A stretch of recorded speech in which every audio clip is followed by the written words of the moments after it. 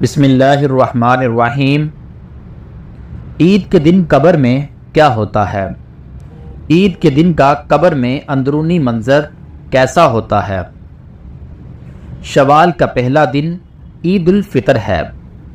نبی کریم صلی اللہ علیہ وسلم نے اس دن کی فضیلت کے بارے میں فرمایا، جب شوال کا پہلا دن ہوتا ہے، آسمانی منادی دیتا ہے، اے مومنو، اپنے تحفوں کی طرف دوڑ پڑو۔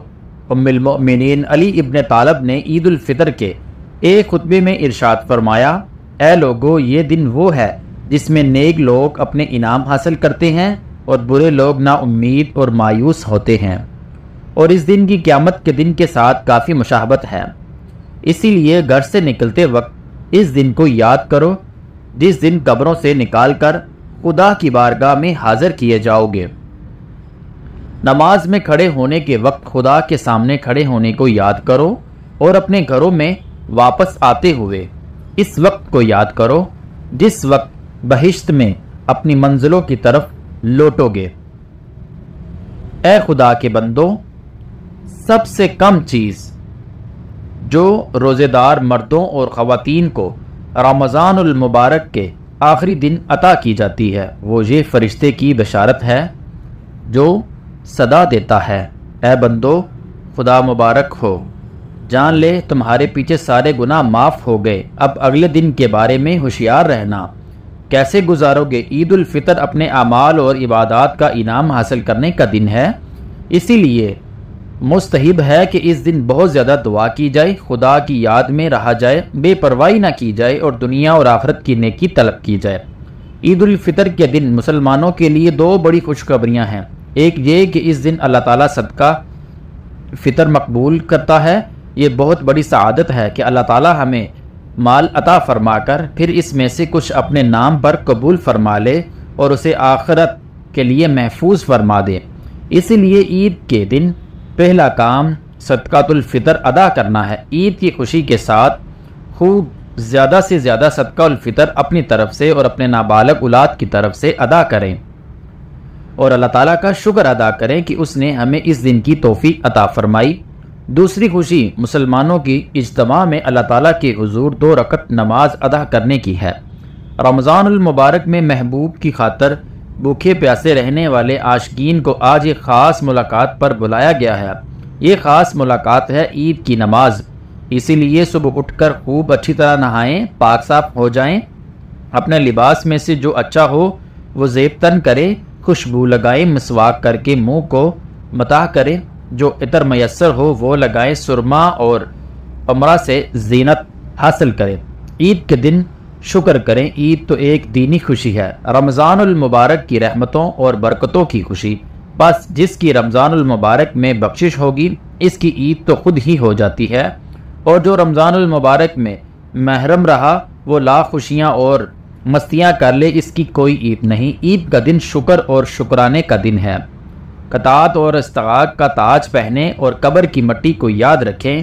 رب کعبہ کی قسم، دنیا انہی لوگوں کو ستاتی ہے جو موت اور قبر کو بھول جاتے ہیں، اور جو لوگ موت اور قبر کو یاد رکھتے ہیں، یہ دنیا ان کے قدموں پر گرتی ہے۔ عید کا ایک دن بھی گزر جائے گا، چاروں طرف دنیا کے میلے دیکھ کر اپنی غریبی اور فقیری کو داغدار نہ ہونے دے۔ جب عید کا دن آتا ہے تو مردوں میں قبروں کے اندر ایک ہلچل سی مچ جاتی ہے۔ زمین کے اوپر تو ایک خوشی ہوتی ہے، عید کا دن ہوتا ہے ایک بہت ہی مسرت موقع ہوتا ہے، لیکن قبر کے اندر کا ماحول یہ ہوتا ہے کہ اللہ پاک جو عذاب رمضان میں ان پر سے اٹھاتا ہے وہ واپس نازل ہو جاتا ہے۔ جیسے آپ صلی اللہ علیہ وسلم نے فرمایا کہ جب رمضان کا چاند دکھ جاتا ہے تو شیاطین کو جکڑ دیا جاتا ہے، ان کو قید کر دیا جاتا ہے، اور مردوں کے عذاب میں بھی اللہ تعالیٰ رمضان میں تخفیف فرماتا ہے۔ لیکن جب یہ رمضان المبارک کا مہینہ ختم ہو جاتا ہے، چلا جاتا ہے، اور جیسے ہی عید الفطر کا چاند نظر آتا ہے تو پھر اللہ تعالیٰ فرماتے ہیں کہ ان کو اس قید سے نکال دیا جائے اور قید سے رہا کروا دیا جائے، تو شیاطین کو آزاد کر دیا جاتا ہے۔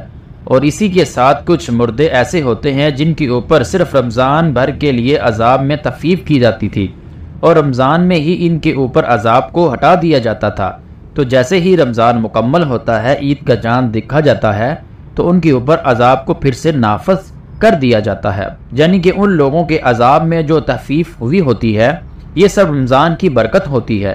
تو جیسے ہی رمضان ختم ہوتا ہے تو ان کے اوپر عذاب پھر سے نافذ کر دیا جاتا ہے، اور جو سرکش شیاطین ہوتے ہیں، جو قید میں ہوتے ہیں، ان کو بھی چھوڑ دیا جاتا ہے۔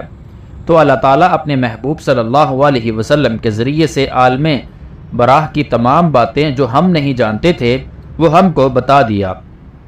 اسی وجہ سے عید کے موقع پر جب ہم خوشی منا رہے ہوں، جب ہمارے یہاں خوشی کا ایک ماحول ہو، تو اس وقت ہمیں اپنے مردوں کو یاد رکھنا چاہیے، اور ہمیں ان کے لیے اصالِ ثواب بھی کرنا چاہیے، اور ہمیں ان سے ایک نصیحت بھی حاصل کرنی چاہیے، چاہے وہ نصیحت یہ ہے کہ ہم جب خوش ہوں اور ہماری خوشی کا موقع میسر مسرت کا موقع ہو، تو ہمیں یہ سوچنا چاہیے کہ جو لوگ ہم سے جدا ہو گئے وہ لوگ بھی کبھی ہماری طرح دنیا میں رہتے تھے، ہماری طرح کھاتے پیتے تھے، ہماری طرح ایک اچھی زندگی بسر کرتے تھے، لیکن موت نے اتنا بے بس کر دیا کہ آج وہ ہمارے ساتھ نہ ہی کسی خوشی میں شریک ہیں، اور نہ ہی وہ آج ہمارے ساتھ ہیں، نہ ہی انہیں عید کی خوشی کا کوئی موقع حاصل ہے، بلکہ آج وہ اپنی قبروں کے اندر سو رہے ہیں۔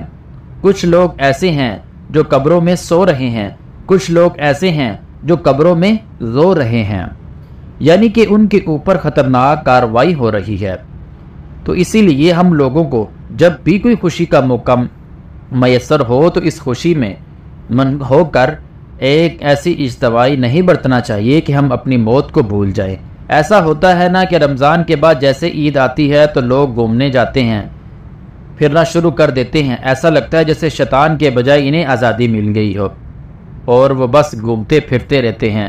تو اس موقع پر ہمیں سوچنا چاہیے کہ ہمیں کوئی ایسا کام نہیں کرنا جس سے ہمارا اللہ ہم سے ناراض ہو، اور ہمیں موت کو ہر وقت یاد کرتے رہنا چاہیے، اور اس بات کو بھی مد نظر رکھنا چاہیے کہ رمضان تو ختم ہو گیا، جیسے اللہ رمضان میں ہم سب کو دیکھتا تھا ویسے ہی رمضان کے بعد بھی اللہ ہم سب کو دیکھ رہا ہے۔ جیسے رمضان میں ہم نمازیں پڑھتے تھے ایسے ہمیں رمضان کے بعد بھی پڑھنا ہے، جیسے رمضان میں ہمارے فرشتے جو کندھوں پر بیٹھ کر ہمارے دن بھر کے کاموں کو لکھتے ہیں ویسے ہی اب ہمیں لکھ رہے ہیں۔ کہنے کا مقصد یہ ہے جیسے رمضان میں ہم اعمال کرتے ہیں ویسے ہی رمضان کے بعد بھی اعمال کرنے چاہیے، تاکہ ہمارے اچھے اعمال کی پلڑی بھاری ہو جائے۔ ایک سوچ ہم لوگوں کو بتانا چاہیے کہ اگر ہم ہر خوش غم میں مردوں کو یاد کریں گے، ان کے لیے دعا کریں گے ثواب کی نیت سے، تو ہمارے مرنے کے بعد ہمارے ساتھ بھی ایسا ہی معاملہ ہوگا، کیونکہ جیسا کرو گے ویسا پاؤ گے۔